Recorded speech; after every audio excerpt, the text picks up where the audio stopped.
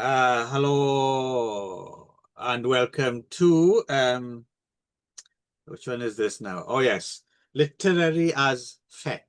Hmm. And I'm Brian Bomf, and he is Stephen Stevens. there we go. Two very learned men indeed. Hmm. And we talk books. That's what we do. Look, I've Yep. got some behind me there. Oh, yeah, yep. Just to prove that I can, Hmm. well, that I can stack books badly. Books. Yeah. Yes.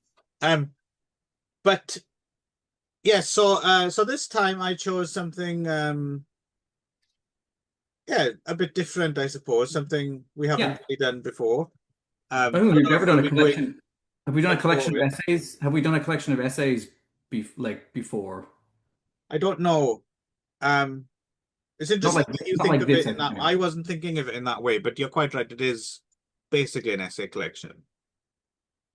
Yeah, I mean, I think by the time I got to the end, I realized, oh, this that's exactly what this is. That I was looking kind of for a more of a through line as I was reading it, for a feeling that it was like going to culminate in something, and that doesn't quite happen. I feel like they are very much probably essays that were written for magazines and then Maybe maybe so. retooled a little bit and then Yeah. strung together into this volume. It's interesting. The category essay collections is one of those categories of books which Um, I don't necessarily know how popular essay collections are in like Canada or the UK, for example, but essay collections are very popular here, right? Like my wife Yeah. reads a lot of essay Yes. collections. Yeah. I Seems to don't. be a cat like a proper category you will find in Japanese bookshops of like Mhm. essays, right? Yeah. I mean, it's funny. I can only remember one. The Baffler was like a periodical. It was a series of books that were being put out. I don't know, actually, I can't remember what the schedule was at all. But anyway, I remember they were kind of zeitgeisty. There was a period of time in the 90s where, hipster dudes would be like, "Hey, have you got the latest Baffler?" And in fairness, they were actually extremely good. They were really good collections of I am essays, not familiar with the Baffler. stuff that was going on in the moment. They were really good at kind of dissecting and talking about, because in a way it was just not really pre-internet, but in a way the internet's kind of taken the place of a lot of that. But they were much better written and much deeper and better edited, and it was a pretty good thing. It may still exist for all I know. But I remember buying a few volumes of it and liking it a lot. But that I'm was just kind of. looking it up here. There are collections out there. Um, yeah, there's no list here of like who was on the wiki page of like who was in it, for example. But Right. okay, I'll have a look at that. Um, But yes. yeah, generally, I think you're right. I don't know. I don't know if in the West we have, outside of maybe academic circles.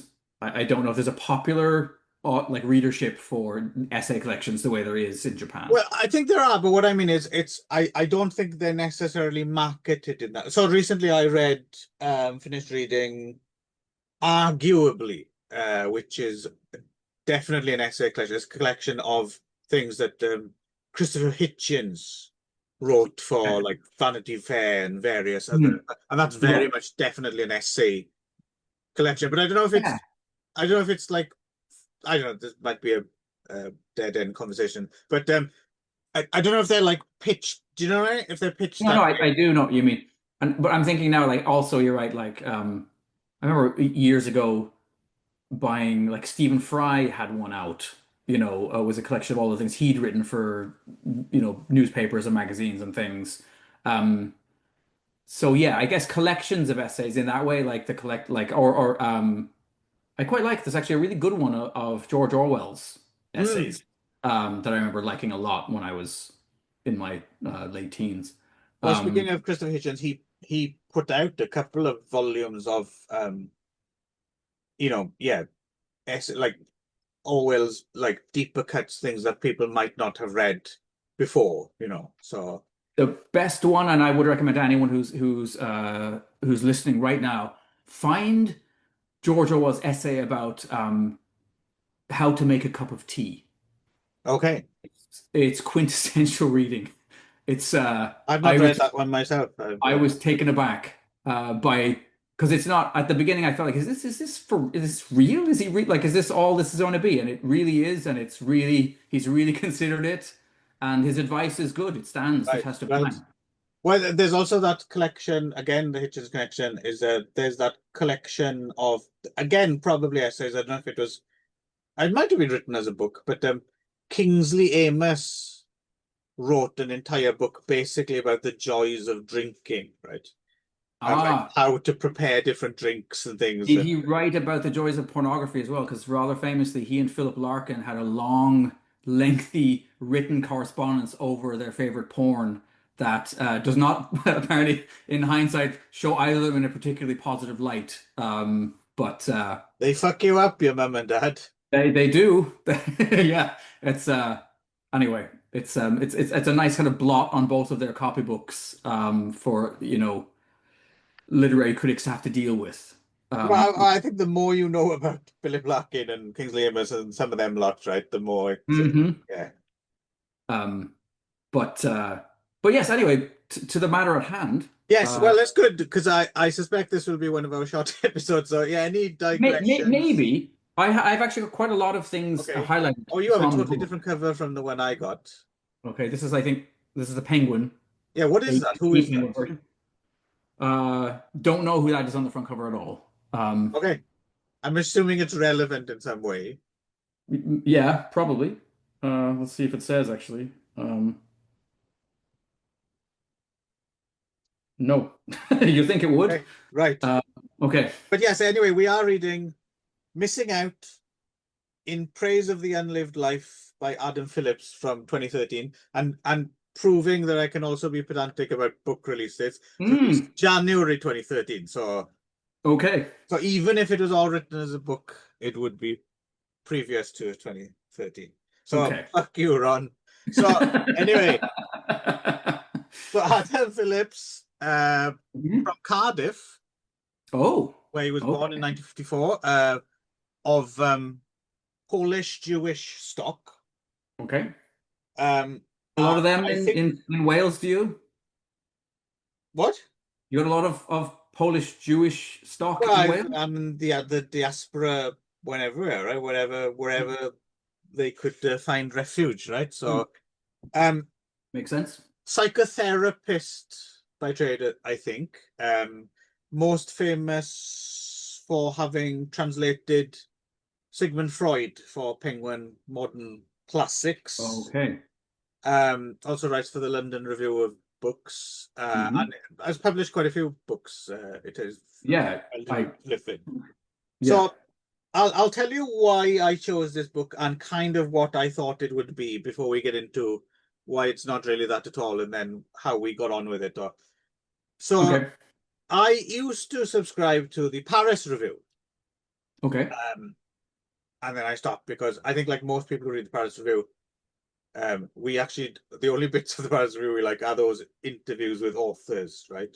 Hmm. The lengthy author Yeah. interviews because they're like they're um they're like porn for people who want to write, right? I think Yes. they have that vicarious, like, I fuck, I can't, I get, I get writer's block, but goddamn, I like writing. Oh, what?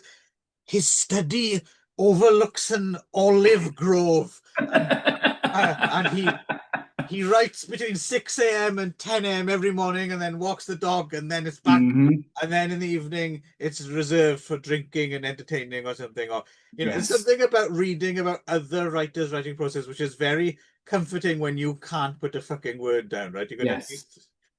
I find those pictures of Roald Dahl in his tool shed or his writing Right. shed at the back Yeah. in the back garden to be like like mwah. There's Um, something kind of inspiring about mhm. what? You still write in longhand and have it transcribed? My God. Yeah, they just seem something. All those Paris Review interviews just seem like make writing seem like just like the most joyous. Hmm. Because yeah, they're all like, well, I only write when I'm in my villa in Spain, and Right.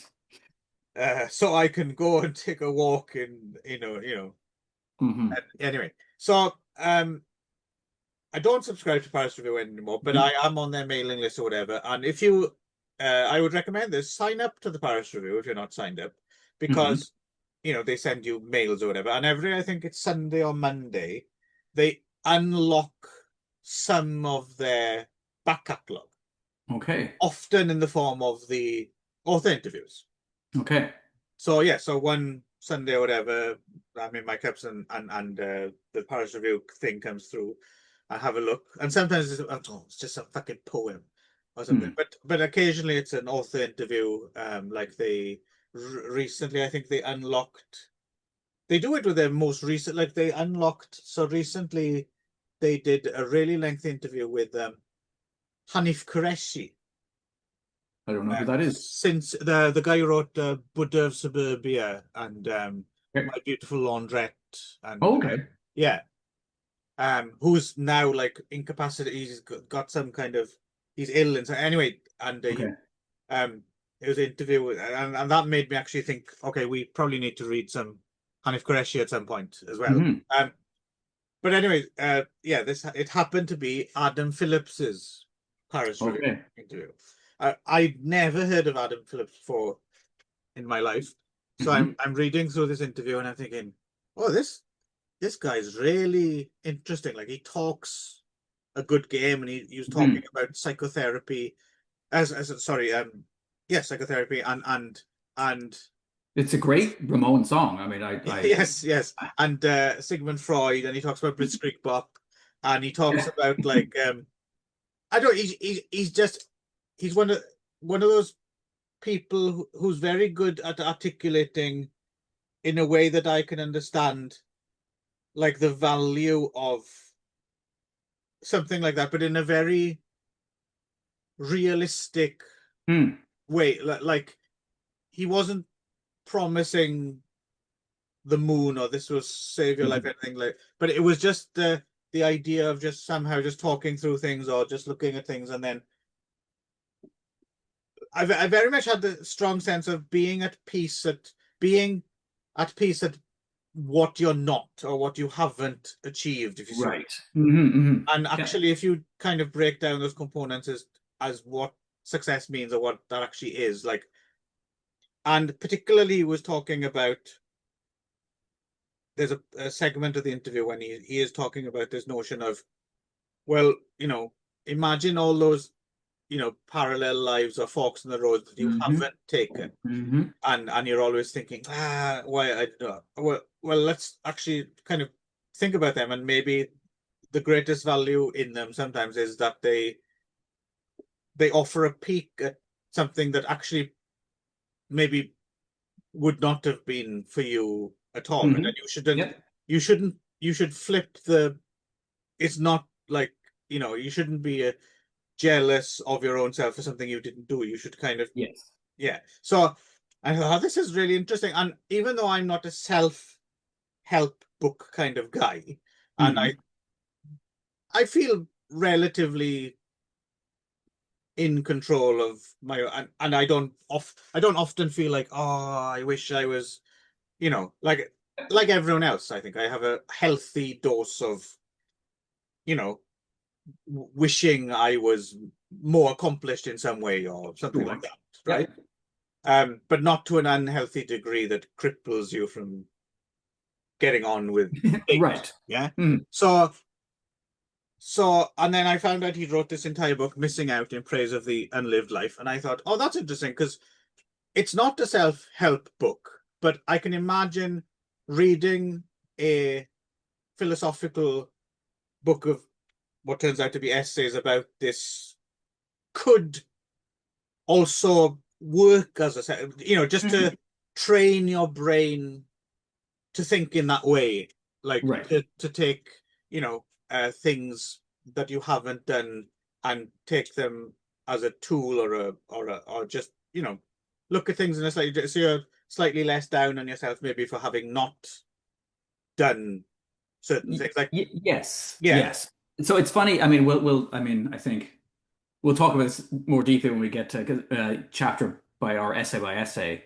But I would say for me, I think I've always been a bit weird in that. Although I have moments, I have moments those 4 o'clock in the morning, kind of wake up in the middle of the night and be like, "Oh fuck, what did I Mm, do with all my potential?" Like how, did I squander the opportunities I was given? Did I squander the talents that I have? yeah, Um, but most of the time. And I have a friend, who very much struggles with this, right? Like I think in his mind, every decision he makes like shut down other opportunities that he assumes would have been better. Like right, the grass is always greener for him, and therefore he's crippled, I think, or has been crippled a lot of his life with depression and with kind of just a feeling of like, yeah, like every other pathway would have led to something greater than what, right, you where right. he's at, where he was. Um, and I remember talking to him about this, and then coming home and talking to my wife about this. And I think Jen and I have the opposite kind of thing. I've always assumed that the grass is shittier. I don't know if that's like massively, um, I don't know if it's an egotistical thing to think that or what, but like all I can see is like that the other choices I could have potentially made. Like I certainly think about for example, the people I was attracted to in my teenage years and even before that. Um, I don't think I would have been happier with any of them than I am with my wife. Okay, Like that's an interesting. That's not quite the honestly, example I thought you were gonna but like that's just give. one, right? Yeah, That's yeah, just yeah, one. yeah, yeah, Or yeah. I mean, I have a model in my life of somebody who actively and really hard went after the thing that I thought I wanted when I was a teenager and into my 20s, which was to write comics. Mm, I have a friend who did that and has had a successful career, and I am in part dying with jealousy whenever I see a post saying, "Oh, there may be a new Netflix series based on what my graphic novel." I'm like, right, "Oh, right. fuck!" But there's another part of me that accepts that with the job that he has comes huge pressures and huge stress Yes, that I don't have, yes, right? yes. And that the money that comes with that job is not vastly different than the money that comes with the job that I do, right? Right, I mean, right. at some point it can happen, but even, we know we're working for Marvel and things like that, that they kind of own most of it. And then when they do make the blockbuster movie, that you may get pennies or nothing. Um, you know, so yeah, I don't know. A lot of the time I've looked at my life and thought, okay, decisions I made moving to Japan, moving back from Japan, all of these things, I don't necessarily assume that the alternate timeline Right. would have been better. Or another example, you don't want to live in a house with doors on the back like Exactly. other people. I mean, Um, that's yeah. You might die of note, carbon note to monoxide poisoning. burglars in the area. Um, No, no, but yeah, no. So, and again, it's not as if I like you. Actually, I suppose similar. It's not as if I spend. Actually, I never spend time. This might be a slightly different variation on it. mhm. I do occasionally, if I am thinking about, oh, why am, it tends to be more, oh, why am I not doing this right now? I've, I almost never go back Right. and think, why didn't I do that? Yes. Because where I am now, I'm very happy, Hmm. but I'm aware that I could be doing more things, but I Hmm. never think of it in terms of, you know, going back and choosing a different fighting fantasy page to Yes. turn You to. get your fingers stuck Yeah, in. yeah. Yes. Yeah. Yeah. Good metaphor. But So I don't think of it in that way. I just think more to, yeah, pretend, but anyway, but what I thought I would get out of this book a little bit would be to stress. Not that I stress a great deal about anything at all, really. I realize I am, you know, I'm quite. I've led quite a charmed life thus far.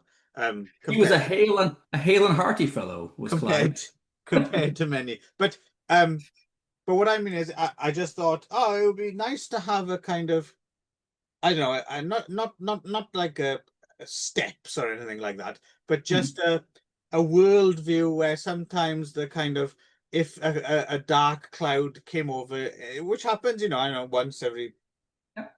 4 months or something, like, oh, why am I not doing this? So Mhm.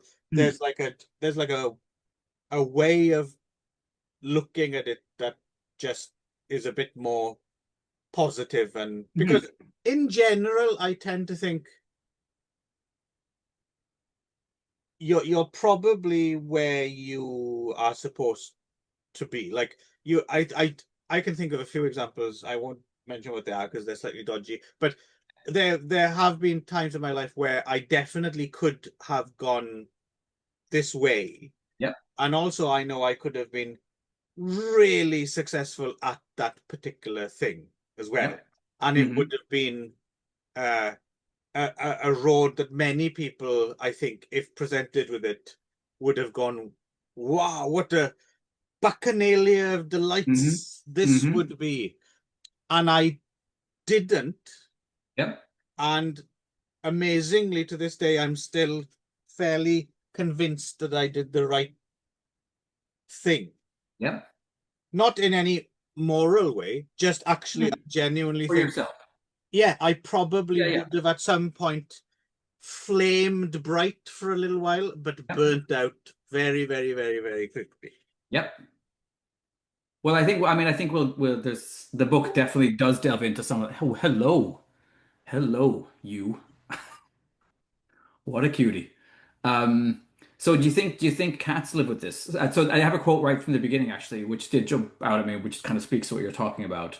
We are always haunted by the myth of our potential, of what we might have in, sorry, of what we might have it in ourselves to be or to do. So when we're not thinking, like the character in Randall Jarrell's poem, that the ways we miss our lives is life, we are grieving or regretting or resenting our failure to be ourselves as we imagined we could be. We share this is the line that really struck me. We share our lives with the people we have failed to be. Mm. Um, and Yes, so yes. right. So we walk with these people, and there are moments. I mean, I think there are moments for all of us where we have that moment of like, yes. I mean, I think I as a teenager thought that my dream was to be um, Clive Barker. Mm. And by that, I don't mean specifically Clive Barker. I don't want to smoke No, no, I cigars. know exactly what you mean. Um, but Clive seemed to have it all to me. He was writing Be called novels. Clive for a start. That's always Well, good. yeah, his name was Clive to begin with. Yeah, he was writing novels. Always a leg up. He was directing films. He had written and directed plays at a remarkably young age, right? He was writing comics for multiple lines of comics I thought were great. I just thought, holy shit, he's doing it all. He's doing all the things Mm. that I'm interested in and like, and somehow he has a toe in all of these different artistic fields and he was illustrating the covers to his own books. There was those kind of weird ink blot print things in the Cabal book, and to me, I was like, holy, that's what I want to be. That's what I want to do. Mm. And I am not. Spoiler alert: I am not Clive Barker, and I'm not No, no, no, nowhere but I near. think there is a thing here. There is a similarity though, in a way, which is the thing that's always struck me about Clive Barker, even though Clive Barker is a incredibly talented and hardworking individual, and he may, I'm obviously I'm sure he has his own regrets and things like that, Yes, right? as all Uh, artists do. Yeah. but as an outsider looking in, I think his greatest strength, or the thing about him that I admire the most, is like straight out the gate, he just seems to have been so like confident. Maybe isn't even the right word. Just so sure that this is what he wanted to do. I don't know if he ever, like, there's a very, you can easily imagine a parallel universe where Clive Barker wasn't famous, but he Hmm. still would have done the same stuff, right? But I think Yes. the timing was right, that Hmm. what he did hit right, and so I think, yeah, so he's a good example. Again, I might be wrong with this, but someone who wasn't necessarily looking over their shoulder at if fame was coming up on them. It just did, right? Because Hmm. it just intersected with his. But I think he just, like, from a young age, he just was like, boom, like he knew what he wanted to do, right? Hmm. But there's So also a lot of maybe other I'm people. jealous. The Maybe I'm world jealous is of that. littered with people like that who haven't been swept into Yes. fame. What I mean is the connection was, I think, I feel, certainly for me, and I think obviously we've all got compromises, but you seem to strike me as a man who isn't necessarily plagued with not having done what they wanted to do. Like, in No, terms of, like, no, you no. haven't necessarily, it might not always be the thing you most want to do, but you haven't deliberately chosen to do things you don't want to do in order to get somewhere. Do you know what I mean? Yes. Yes. Yeah. I mean, I think in the life of a teacher, you get asked a lot by kids, oh, did you always want to be a teacher? Was this your dream? And Oh I'm always fuck super yeah. honest. I'm always really honest. I'm like, not at all. Right. This was very much I fell into, um, but found that I liked it. And the longer I did it, the more, in some ways, the more I liked it. And so yeah, it always felt like it had value to me from the get-go. Um, but yeah, but it's definitely not what I envisioned myself doing. It's not what I imagined. And in some ways, I've kind of maybe that's the thing that I've ultimately over the years. I mean, when I was teaching at the university years and years ago, I met kids much smarter than me quite quickly who I was teaching, and that was a bit of a I was oh okay wow you're a proper genius Right. you're like truly gifted. Yeah. Uh, That's an important moment, I think, in lots of people's lives as well, is when you finally realize and are cool with the idea that you're not.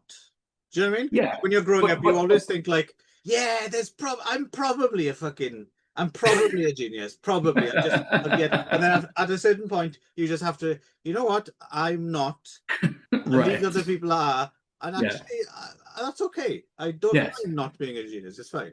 And I don't think that there was, that I was like in a way I was funnily enough a bit of a mentor to some of these people, or I played a role in their lives that was encouraging and maybe you know what I mean. And I was fine. I think I realized at that point, well, that's an okay role to have in life if you recognize greater talent, if you recognize greater intelligence, that you nurture it and you build it up and you kind of try to give those people the confidence to really go for it themselves, right? Mm. As opposed to like being threatened. Like there's also the Jackson Pollock approach, which is to get really drunk and fist fight people Mm. who who you feel threatened by, right? That's one approach. But It's no, all I'm good. I'm I'm kind of proud to have played some small role in a few other people's greater accomplishments than anything I will ever accomplish. So back to Adam Phillips then. Yes. Yes. So first So of we all, are we not should special. mention that I the think we are whole not. the Yeah, go whole ahead. book isn't on this one topic of missing out, is it? No, There's no. only maybe two or three essays devoted to that, Mm, and then other essays are kind of devoted to. I know it's madness. a very sprawling kind of, one idea leads to another, and then, well, let's Mhm, consider this then, kind of. mhm, Well, if we're going to talk about this, then we have to consider this, right? mhm. And I mean, I found it an easy enough read. I didn't find it a chore or anything like that, and I didn't find it hard to follow. But I think what I realized about me, I guess, which I suppose you could argue that's something that the book gives you. It's not what I wanted from the book, but But you got but it, yeah. what I re so he of the other thing is, he's not just it's not psychoanalysis in and of itself. He's very much into um literature as well, and the kind of the and particularly he talks a lot about Shakespeare. There's a lot about Shakespeare in here, and I suppose what I realized about me is I very much like my I don't know, philosophy or messaging or something. I very much like that delivered to me in the form of a work of art, Mm, whether consciously or unconsciously. yeah. And once you start to unpick, you know, what the unpick characters and why they do things and motivations Hmm. and what the I very, very, very quickly lose interest Hmm. in the raw material. Like I like that stuff to enter me subconsciously or something. Yeah. But while I'm focusing on the story and the Yeah. characters. But once you start breaking it down into the ingredients, I'm not interested, even though that's Mhm. clearly what I'm getting out of these things. But Right. I, once you start stripping away that framework for it, and it's just the ingredients, I'm not interested. It's not that I don't understand it. I'm just like, that's like a lot of stuff in this book was, oh yeah, yeah, yeah, yeah, yeah. I kind Hmm. of knew that. I mean, I Yep. wouldn't have been able to articulate it like you did, Yes. Yeah. Yeah. but I kind of knew it. You had a sense of it. Yeah. And I understand there's a value in being able to articulate it, but Hmm. I didn't need that. I was quite happy with knowing this stuff hidden Mm. Yep. and feeling it and instinctive and rather than Mhm. so I don't know if I'm going to be rushing out to read any more of Adam Phillips's books, but I think that's more of a me thing than it is a criticism of the Mhm. book. Does that are you understanding what I'm saying? Does that make sense to you? Yes. Yeah. I mean, it's funny. Like there was moments where I kind of glazed a little bit, as I Oh yes, sometimes do, certainly, certainly, right? yeah, But there were other moments where I was really struck by some ideas, either because they resonated or they made me think, yeah, I have considered that, but no, or some, in, aka every now and again because I hadn't considered it really at all. Um, so maybe if I could just go through a few of the yeah. things I've You go. I highlighted. don't really have much more to say. I'm Okay. glad you actually did because I really thought this episode would be like 2 minutes long. Okay, no, I have, yeah, I highlighted a fair. I won't talk about everything I highlighted. One of the things, so in that first chapter, basically, he talks about the struggle between, so as children, we are made to feel special by our parents, ideally, right? It doesn't always happen, right? Right. We're protected and if we're protected and made to feel special, and then live the rest of our lives in a world that, in which we're manifestly not special. Not. And, Yeah. that becomes, it's part of being um, in this I, world, I I particularly wonder about this actually, and not you don't want to sound like the old git in the room, but I do particularly wonder about that with the current generation of kids because I know some parents and I know some people and I mean they really big up their kids right nowadays, like Yes. like Yes. really big up their kids, Hmm. and I do wonder, oh, is the crash going to be so much worse when I they think so. realize, or has the world maybe changed in other ways so they're cushioned from it or something? I don't know. I'm not qualified to say, but I sometimes I do Well, I mean, kids there and I are think, those fuck, you're in parents. for a rude awakening. There are those parents who do spend their entire lives. I mean, the snowplow parents or whatever who continue it well into their children's But that's what I adulthood. mean. That I think that might Yes. because yeah, some people I know that's the thing is the way those kids haven't had to is because they keep being kids for longer than they were Wait, before. yeah, yeah. Yeah, Yeah, into their 40s and stuff. You yeah, see it all yeah. the time. So it's Um, a moot point. They carry on yeah, they're the never, in a way, princess until their princesses. parents, I suppose, pass on or are no longer able to protect them from the slings Mm, and arrows of outrageous fortune. yeah. Yeah. But then what happens when they have children? I don't know. That's another thing again. I don't Well, know. that's Yeah. terrifying. Um, um, Don't be terrified, Nick. Chill out. It's fine. So this is another one I love. Each member of a couple, for example, is always having a relationship with their partner's unlived lives. Their initial and initiating relationship is between what they assume are their potential selves. And that was an interesting concept for me to think about in even in my own relationship Yeah. with my wife. Like, is there an element of who she thought I Thought was she was. Yeah, yeah, yeah. getting Yeah. into a relationship with and Yeah. and have I You didn't fulfilled that mention promise? masturbating that much. Exactly. I probably did though. That's actually I was that Yeah, no, part that's probably one I was upfront with part as of the well. Yeah. fact that she's I with me. was smart enough to know, yeah, this is not You going want to away, or this is yeah, gonna yeah, you be want to get ahead. You want to get ahead and lay the groundwork very early. So I yes. was Totally. And I also lacked any social graces or ability to, or filters. So Jen, Yes. I do think it that way. But Plus, as yeah, well, you always assume the younger you was slicker than you actually were as well. So there's a good chance that you weren't like. There's a good chance that your partner could see your future way before you could. potentially, yes. Yes. I also like this quote. This is from the On Frustration chapter. Tragic heroes are failed pragmatists. Their ends are unrealistic and their means are impractical. And yeah, when I think of narrative, when I think of those heroes who fail, it's Mm. because they're or you know or in life, I suppose, right? I mean, tragic heroes exist in the real world. Yeah, a lot about Lear. And then this question of addiction is always an addiction to frustration. Addiction is unformulated frustration, frustration too simply met. That was an interesting concept to me.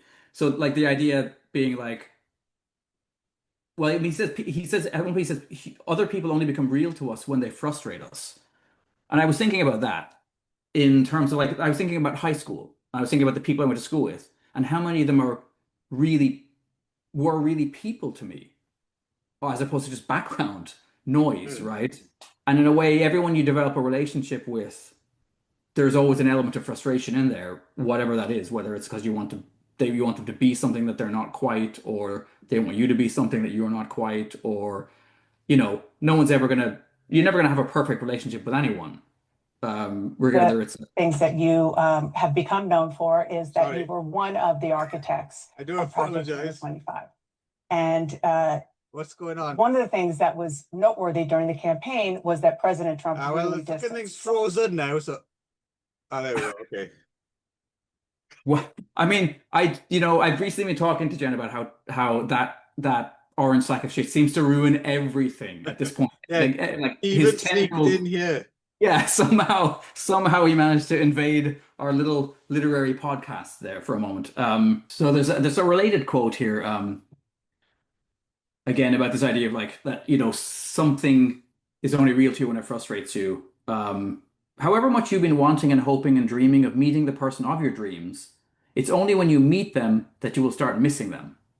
It seems that the presence of an object is required to make its absence felt, or to make the absence of something felt. A kind of longing may have preceded their arrival, but you have to meet in order to feel the full force of your frustration in their absence. Um, and so I mean, I think like, for example, there's a period of your life where maybe you feel like, oh, I wish I had a girlfriend, but I don't think that really becomes particularly keen, or a boyfriend or whoever. I wish I had a partner. Like, that doesn't come particularly infuriating until you actually meet a person who you are like, that's the person that I want to be with. And Right.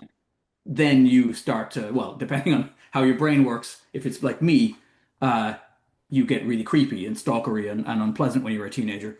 Um, but but yeah, Well, that it's interesting you say that, but it's interesting. You're lucky enough to have been in a long time relationship, so you don't know if you'd still be unpleasant and weird fuck yeah, now. who knows? It's terrifying to consider who I would be if I didn't have the stabilizing influence of Yeah, you like to yeah. think you'd be, you might be worse. I often think about that. Like I could potentially be um, very strange if I needed to Hmm. re-enter the singles market at this Oh point. God. Yep. Yeah. It's a terrifying thought. Yep.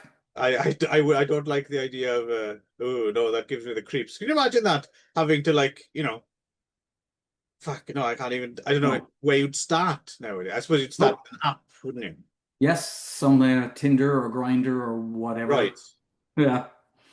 Um, yeah. And then this is, I don't know why, just I highlighted this because it's so grim. Lacan, in the hyperbolic version of this, said, love is giving something you haven't got to someone who doesn't exist. And Yeah. I was like, holy shit. Yeah, Because that's a thought. that idea of that person, that other person that you're in love with, are they really that person, or are they in part a figment of your imagination, or have you, of Right. your desires, of your wishes and frustrations for who you want them to be? Um, Yeah, I do. That one thing I do admire again from that first interview, I suppose, is what attracted me to Adam Phillips. I do definitely appreciate his lack of sentimentality. Yeah. I mean, that's not necessarily something you'd put in a Hallmark Valentine's card, right? No, or that Philip. Darling, on Valentine's Day, I'd like to say that, I'm probably attracted to something about you that doesn't really exist. And I'm offering you love that I don't actually have. Yeah. Um, Happy so Valentine's Day. Day. And then for Mother's Day, you could give them the Philip Larkin Yeah, poem. yeah. Um, But no, so I mean, and it's true. It's interesting that is one thing he brings up again, which is something I was vaguely aware of, but he does articulate it quite well. There's that sense of like, yeah, the frustration and the envy and is so essential to, because that's the first stage of wanting something always, isn't it? Is that it's not yes, there, and therefore, yes, oh fuck, that's not there. And and yeah. it's, and you're convinced that that's the thing you need Hmm. with no evidence. Right. And that's the other fascinating thing I did genuinely find interesting. The part of this that I did connect with, maybe the only essay I really connected with, is there's one essay when he talks about how completely lunatic it is really to think about, like, we're all experts on the things we didn't. Like, people are so sure, like, that's what and you're thinking, how do you know you haven't lived that life? You haven't done that. Yes. How are you so sure Hmm. more than you are about what you already have? And I We thought, did, yeah. oh yeah, that's a very good point. Like, well, I why don't, are we I don't so know. adamant that these things that we know nothing about because we haven't done them is the thing that would bring us joy? It is kind of nuts, and Yes, yeah, it yes. certainly fits into that slightly R.D. Lang kind of view of the world as well, where we're born mad, basically, right? And like, Well, yes, and we'll get to madness when we talk about the last essay in a few minutes. But here's another one that actually did make me think of you a little bit. Some of conversations that you and I have had in the past. okay, Um, better be Freud, good. Freud is describing a simple process. You are hungry, you fantasize a delicious meal. This fantasy doesn't satisfy you, doesn't nourish you or fill you up, and you start working out how in the world you can have this meal that you imagine. You begin by hallucinating, that is, fantasizing, and you end up trying to get the wished for meal in the real world, which will at best be only an approximation of the one you wanted, but has the advantage of being one you can actually eat. Right. Yes. Right? Yeah. Yeah. Though which I think is true for all of us, but especially true for you, maybe. The idea of the line between fantasy and the reality being that paper Yeah. thin thing that you're never going to be able to get it is Right. never going to be good as in No, your mind, no, right? because it's Yeah. a paper. You're either this side or the other. You can't land on it, or very rarely. Yes, And yes, yeah. and that brings us to another thing. One of the reasons I suppose maybe why this book might not have is, I suppose, I'm in a slight position of uh, not position of authority maybe, but let's just say there's certain things that certain people fantasize about doing, and Mhm. they never ever do. They never Yeah, ever go close to it, right? yeah. So they always have this slightly distant kind of relationship with it. Now, some of us have jumped into the fire, let's say, and Hmm. attempted things, right? Hmm. And then yeah, so some of these lessons I've learned Right, myself in a way that it's impossible, like, it's almost impossible to make those mental gymnastics vicariously, right? There's certain right, things that and well, unless you're very, very clever like Adam Phillips, right? But right. who knows what Adam Phillips has got up to. But do you know what I mean? There's like there's Hmm. certain things that I can say, um that I certainly I know, and so other people, when I explain it to them, if they can grasp the concept, like you, for example, they're like, yeah, no, Hmm. I can see that. I might not have had quite that, but I know what you mean. And then other people, I think it's a bit because they're like, nah, no, you did it wrong, or Hmm. there's no way Yeah. that isn't like the Hmm. dog's bollocks, right? That thing, Hmm. and it's very difficult to explain to someone. No, I get it, I understand that Yes, I know, I get it because that's what I thought. yes. But Yeah, because when you're trapped on that side of the window, yes, right, yes, it's always going to yeah, be, yeah, yeah. Um, And so this is a quote from a few pages later, which fascinated me too. The theological form it takes is, does God need his creation? And if so, how can he be a God if he is in need? So the idea, why did God make, if God existed, why did he feel the need to make a universe and to make an earth and to make humans? Because that would suggest that he needed something beyond himself or itself.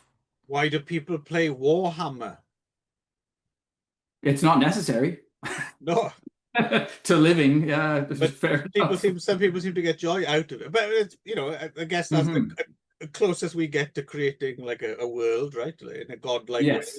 Yeah. Yeah, yeah, yeah. But I think we're not supposed to be omnipotent, and But again, that's just things we've projected onto God, right? If there's such a, right. 'Cause it's funny. I get this a lot. This is one of the, I was going to say the banes of my existence, but I've always thought, oh, maybe it's not. Maybe it's really great. And again, I think this is what Adam Phillips might be arguing sometimes. Is I get that thing sometimes where I have a brilliant idea for something to do, and it's entirely achievable, and I could do it. It would be hard work, but I could Mm. do it, and there'd be a sense of gratification, and I did that. And then on the other hand, I think, you know what? I've already thought of that. I've already imagined how good that would be. Right. And I'm really enjoying lying here on the bed doing nothing. Hmm. Yep. I think I'll carry on doing this. And that's Yeah.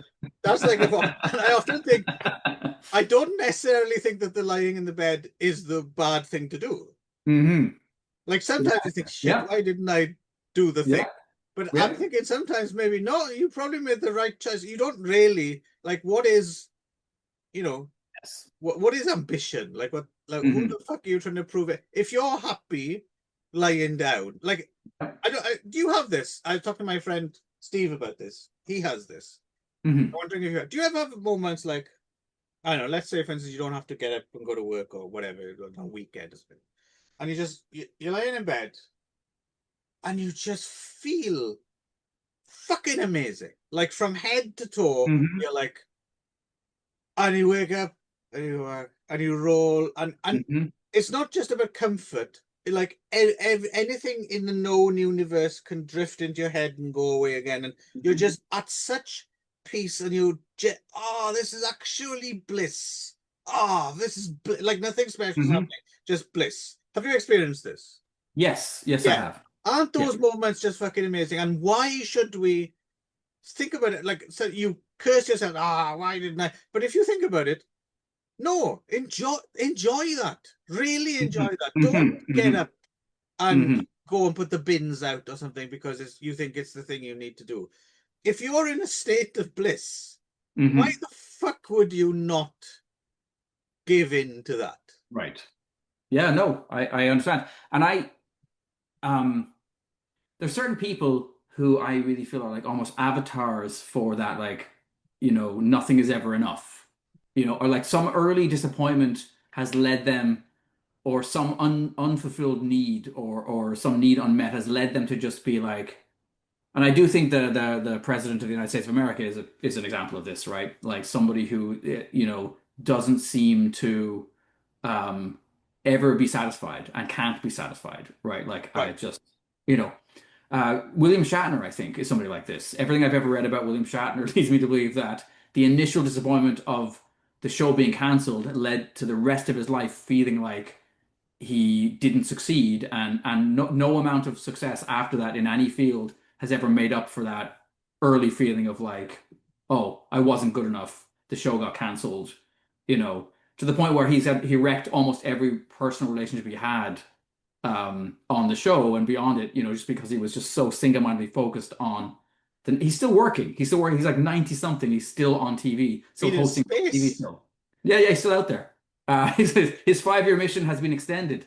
Um, Jen and I were listening to this fascinating BBC um, documentary. It was like a radio documentary about the monkeys, and it was this guy who had apparently he was an English guy who'd been in the States on holidays in the 60s, and somehow he got picked up by Davy Jones, like, um, I remember how this happened, but he was just like a Davy normal. Jones of the Monkeys. Yes, yeah, yeah. Right. Like ended up like, All and right. they Oh, kind of, sorry. Monkeys. yeah, yeah. I thought you were going to tell a story about like apes talking in English or something. I didn't realize you No, meant the no, no. band. Right. The band, the Monkeys, sorry. Right. Yeah, and so they ended up hanging out for like a week or whatever. He kind of entered into the Monkeys' orbit. He was, I think he was like a college student from England, just happened to be there, ended up going to these parties and stuff, with Davy Jones. Davy Jones was happy to talk to another Englishman, kind of a thing.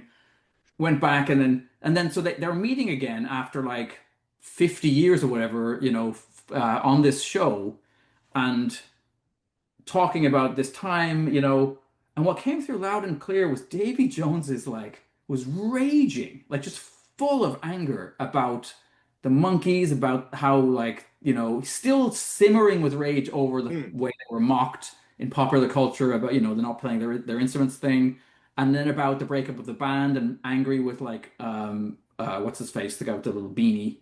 Um, Oh, is he Dolan's? No. no, Nicky Dolan has the curly hair. Yeah, Pete.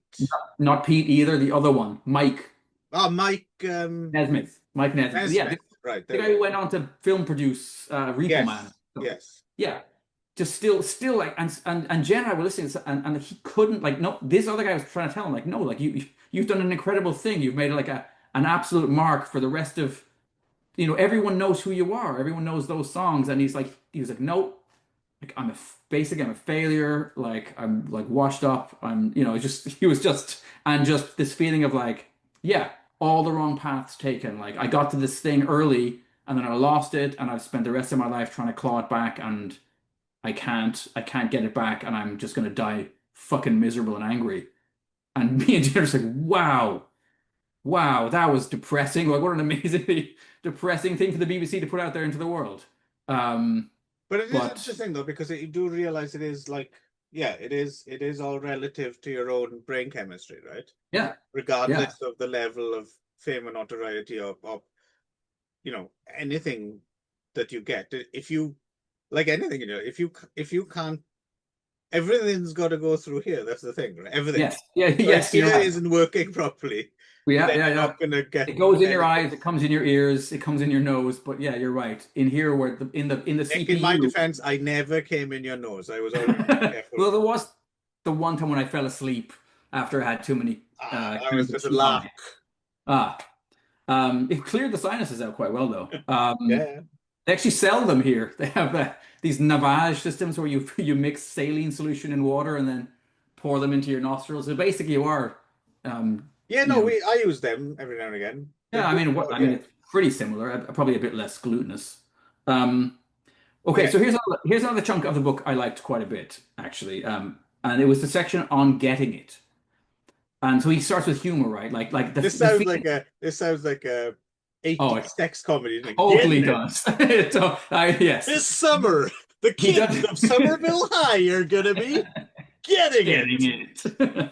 Um, Yeah, so there's this. In fact, he does get there eventually in that chapter. I was kind of wondering when he would get to that getting it. But no, it begins with this whole idea of humor and this feeling, and I think it's really true of kids and especially teenagers of like wanting to be on the inside, never wanting to be seen as not getting it, as to being, the guy who's like clueless or Hmm. you know. And so like getting the joke, getting the inside joke is important, being a part of like, and he said even as kids, as little kids, we're constantly surrounded by conversation we don't fully understand what our parents are talking about. And but we want to seem to be, you know, Oh yeah, I uh, mean, I remember as a child, the adult world seemed amazing. I couldn't wait to mm, do all the yeah, shit they did, right? yeah, yeah. And in a way you kind of try to insert yourself into conversations in a knowing way, as though Yes, like, oh, yes, yes. I know what they're Yeah, talking yeah. about, As, even like it's though amazing as fuck. if you're gonna pull the wool over anyone's. Oh, I previously only saw you as a 5-year-old child, but now I'm seeing the real side of you. Yes. Yes, you've lived a Yeah. life, my friend. So that section of the book I really enjoyed because I immediately went to Right. myself, obviously as you do. But then I there's this space that I really like, and that is the space of not getting it. And he talks about this, like when is it okay not to get it? In fact, when is it preferable to not get it? Right. And it takes a letting go. And I guess going to art school in a way was the first place where I started to really, really think about this. Because there was this real strong push and pull within even the faculty over how much explaining you need to do of your work, right? Mhm. So there's these, people are writing these artist statements or giving these speeches about their work, and then of course there's other artists who, pull the infamous, right? It speaks for itself. I Right. ref I refuse to comment. You take what you want from it. I am not the final arbiter of, of my own work. And I really like that space of not knowing. I like that thing. So Mm. like Andrew WK, musician, who I have met more than once, right, talked to for hours at a time. I don't know.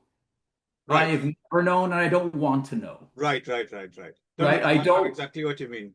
you know And what I I don't mean? even know if he knows I necessarily. don't know. I don't either Yeah. know. But I don't want to kill the golden goose. I don't No, no, want to no. know. I agree. I agree. And there's lots of stuff like there's lots of artists, there's lots of music, there's Yes. lots of books I've read that I know that I'm not getting all of it, and I don't even understand No, the intention fully, and yet I am happy to exist in that space of I almost prefer it. And I'm always amazed when you meet people who find that maddening or infuriating. Ron, you mean? Well, no, to be fair to Ron, I know he's towards the lesser end of the yes, spectrum I know. there, right? Like Yes. he does have No, there's room for there's scope for imagination with Ron, yeah, yeah. But but there some are people are people like who are are really like, no, I can't I can't until you spell, and I just yeah, I can't enjoy this until yeah, it's and I'm just until I wondering, get I don't understand how one and another thing as well, I suppose this feeds into this is so even though my Japanese is nowhere near as good as it should be for a man who's Hmm. lived here for Oh 26 fuck, years. that might be a good reason why I'm very comfortable with not getting it. 10 Well, years of constantly not no, but understanding.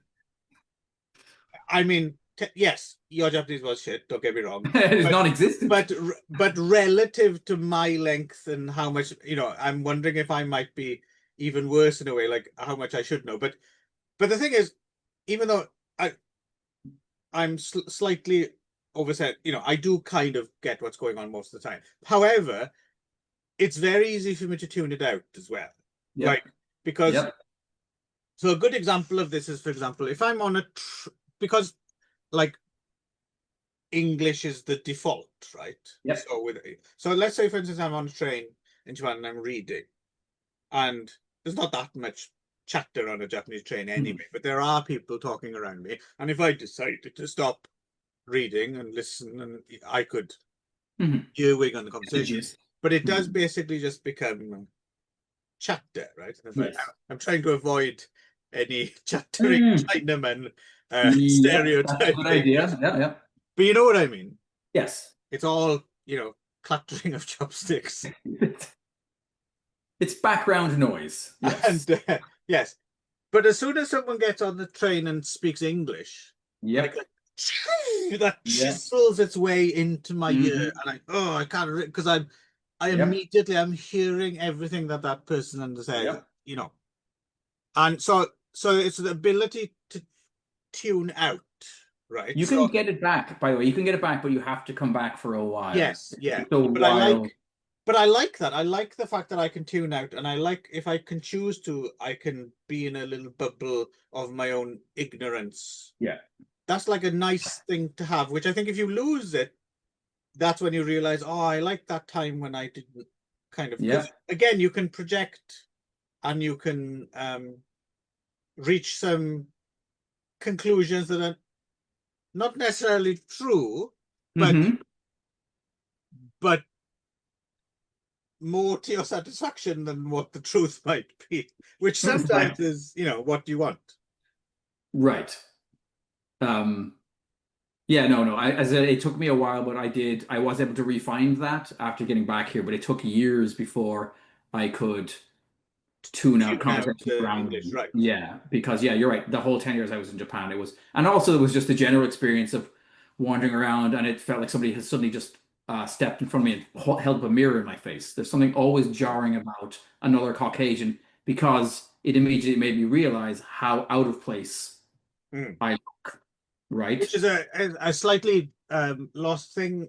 I mean, I'm kind of out here in the suburbs, so it doesn't really affect me on a daily basis. But the amount of over tourism in Tokyo now is insane. So that wouldn't be a problem Well, that's unless all right. That's not going to be lasting too much longer, Clive. you wouldn't go. You're not going to go. A few steps without seeing Another another foreign, many foreigner. other foreign faces now. Right. Interesting. Um, Oh, you'd be shocked. You would be shocked that's now. interesting Like because if it's, I yeah, it's only dropped been you a off, decade.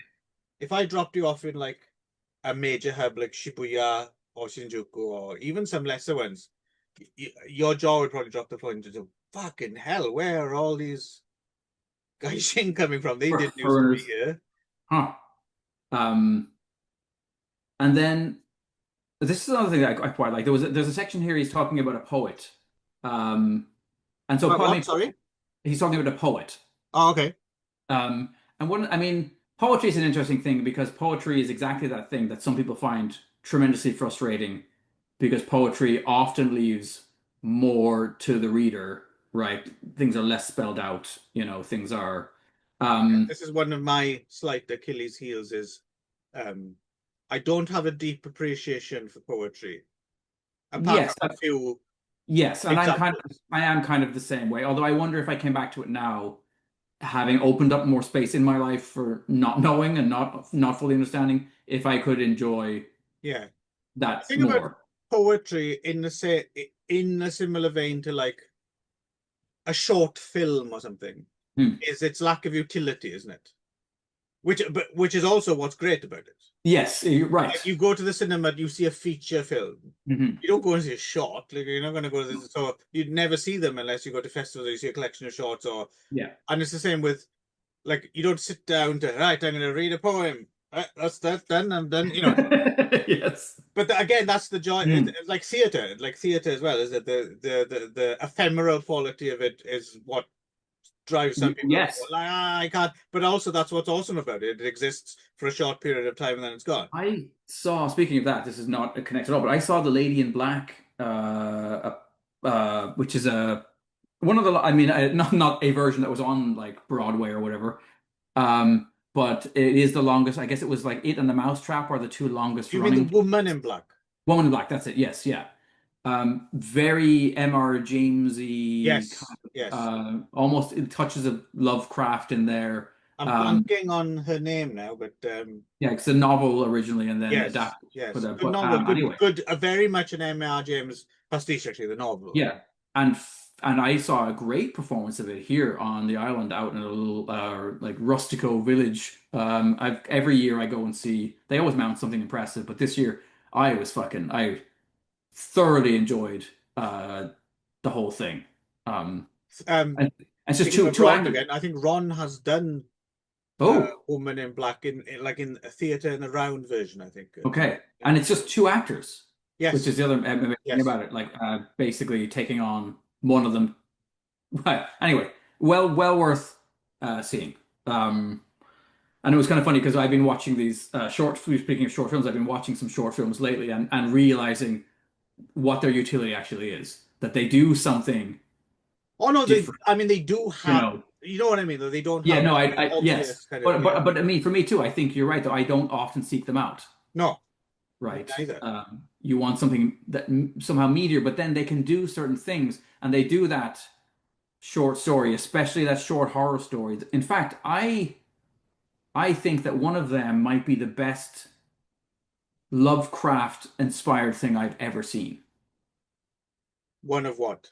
One of those Roy Spence made Okay, okay. made for no money in Northern Ireland in the Interesting. 1960s. Like I would say it's up Yeah. very high in my Stay favorite. tuned. One of our other shows, we will be Hmm, talking Roy Spence at we'll some get to point that. soon. Yeah. Um, anyway, let me just flip through again. There's maybe one or two more things. Um, Considering I thought this was going to be a short episode, we fucking are blabbering well, on here. this is why I made the I don't know why. Just when a man prematurely ejaculates, it is because he knows exactly what a woman is. When a woman takes flight from a man she desires, she's behaving as if she knows what the man is to her. States of conviction are attempts to regulate excitement. I don't actually understand what any of that means, but I Mm, quite like it. it sounds pretty good. I'll have two. And then there's a section on getting away with it, which made me think a lot about This is the sequel to Getting It. yes, Getting yes, away with it. yeah, getting it too, getting away with it. And basically the whole The idea kids from Summer High are back. um, basically, yeah, there's this whole section about like, so your first successful lie against your parents is your first true moment of independence. The moment when you prove to yourself your parents cannot read your mind. They are not omniscient deities. Therefore, it's also the first moment where you recognize your abandonment. Um, and I think there's a truth there. I think there is a truth to like when you're a little kid, you have Yeah. this feeling like laws are sacred and immutable, and the police are always going to catch you if you do something bad, and your Right. parents will always know. And that first moment where you get away with something, you're like, oh yes, and Yes. then I oh did no, convince my parents that the cat actually drank the pop in the back room. It wasn't me. exactly. But did you? Of course they did. You really think you think I was raised by retards? Yes, the cat stood, opened the bottle. Yes, son. It could have knocked it over, lapped it up. Um, but but yes, and then the idea of getting away, he also then extends us to the idea of like getting away with art, like making a piece and then not having the critics savage it, and then you're like, ooh, I guess I got away with it. Like I guess that maybe it is good. Um, anyway. And then I think the last thing I'll just bring up. So the last section is this almost entirely unconnected essay about madness and performative madness, madness on stage, right? And he talks about Lear, he talks Right. about Macbeth, and he talks about something that I don't know. Yeah, I was wondering what there was this like a leftover essay or something. It kind of Check that in feel there. it feels like it, but there was a few things about it that were interesting to me. Like he talks about like he mentions the anti-psychiatry movement of the 60s, right? And Hmm. this kind of backlash and this idea of this in a way this equally problematic overvaluation of the mad Yeah, yeah, experience, yeah, yeah. like the madman as a truth sayer He and a kind of soothsayer. puts theatre up as basically the best form of Yeah, being harangued by a which madman. weirdly enough comes back to kind of what I was saying at the beginning about I don't like this stuff spelled out for me. I like to see it Right, disguised in right. dramatic form. Yes. Obviously, he puts this a lot more eloquently, but it's basically what I was kind of getting at, right? Yes, yeah. Um, but it did strike me as being, yeah, like that as an actor who plays mad, you have to make madness compelling, but you also have to, but the reality is if you do have, if somebody who's clearly struggling corners you on the train and starts, barking at you or whatever, right? It's a deeply unsettling experience, right? Oh yeah, yeah, yeah, yeah. No, the romance of a certain kind of madness Hmm. quickly leaves you when, yeah, there's a street person Yeah. after you with a fucking knife or something, right? Yeah. Like, And at the same point, so some of that romanticization of the of madness, I guess, or insanity. I mean, I do think some artists, I mean, the one who Ozzy just passed away, right? mm, And Ozzy Osbourne had a long life of struggles, right, with his mental health, and used it uh, as the basis of most of his art, right? And I think it's one of the reasons why he is so popular is because there's a lot of people who have struggled, or I mean, he talks about this. He talks about a spectrum of madness, right? And we're all yeah, on the spectrum somewhere between ultra sane and yeah. and Well, I think Ozzy as well for a lot of people was a relatable kind of manifested in a very working class way, right? yes, yes, That it was, yeah, it was it was a kind of, it wasn't, you know, it, yeah, manifested in a way that's very different, like, than, yeah, from, for instance, going to a psychotherapist and discussing things. Like, he'd play it out in a very different. he made it theatrical, but the reality was there were moments where he was, deeply out of control and, Oh, absolutely, and really struggling, and he used it in his art, and so in a way he played mad while sometimes being genuinely mad, or he walked that line, right? I think Hunter S. Thompson as well. I think at a certain point, I think he played the role, and then the role started to play him. Oh, he'd Right? certainly, yeah, he became a parody of himself, sadly, I think, towards the end. Yeah. And I think there's other, but I also think he genuinely had some mental health struggles as well. And I think that the two are difficult to kind of untangle or unweave. Yeah, sometimes it's necessary to play the caricature version of yourself to kind of get through, right? Because it can be a crutch, right? And that's the thing. If you're evaluating something from an artistic point of view, that's when the critics come in and pick it apart. But then Mhm. from the point of view of you living your life, it's like, this is how I'm functioning Mhm. right now. Right. So Yeah. give me a fucking break, But because I need to do things this way for the time being. This is me, treading water. Again, that's not Mhm. to say that critics shouldn't be able to take someone down, but I'm just saying sometimes you need a bit of empathy. Yes. Yeah. And I think, I mean, there's an essay in back of one of Crass's last albums. I think it might be in the Best Before 1984 collection of singles. At the end, where they talked about the kind of the formation of the band and how it partly came out of a friend of theirs, a friend of Penny Rimbaud's, who was forcibly. He was part of the kind of like the free, kind of that hippie. We talked about this before. When we talked about one of the books by Ramsey Campbell about the kind of the caravans of these kind of like, Trustees. yeah. Right. And so he was one of these people, and he was kind of involved in some of those early going to Glastonbury and going to Stonehenge and stuff. But basically, at a certain point, he became a thorn in the side of the authorities, and he was just kind of classified as mad and like lobotomized, basically thrown in, Section. yeah.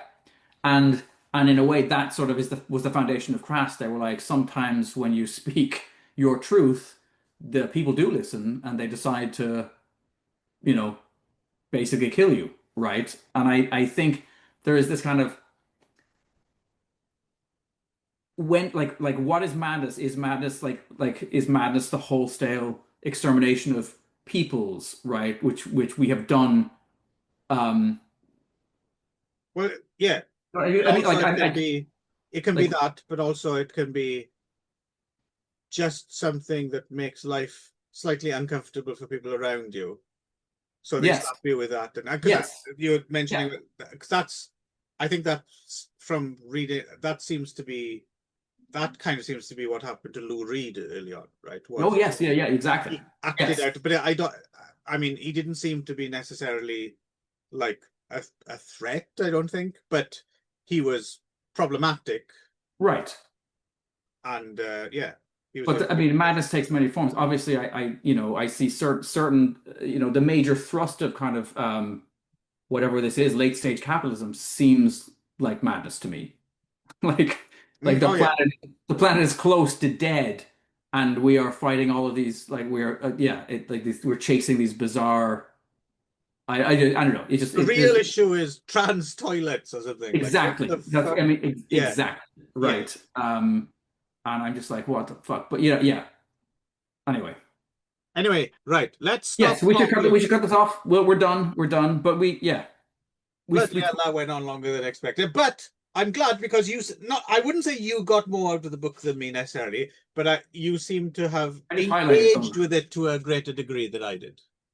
Yeah, I just think highlighting a few things is next time highlight one or two things. Well, no, no, no. I was good. I did. There was nothing I particular. Like I said, I had that weird, like, oh, I kind of. Yeah. Anyway, Hmm. but no, what I was going to say, I'm pleased because I was afraid that you might have been slightly annoyed that I made you read it, but No, doesn't seem to have been the case at all. it was all good. Yeah, it Yeah, was an interesting change of pace from what we normally do. So. grist for the mill. Indeed.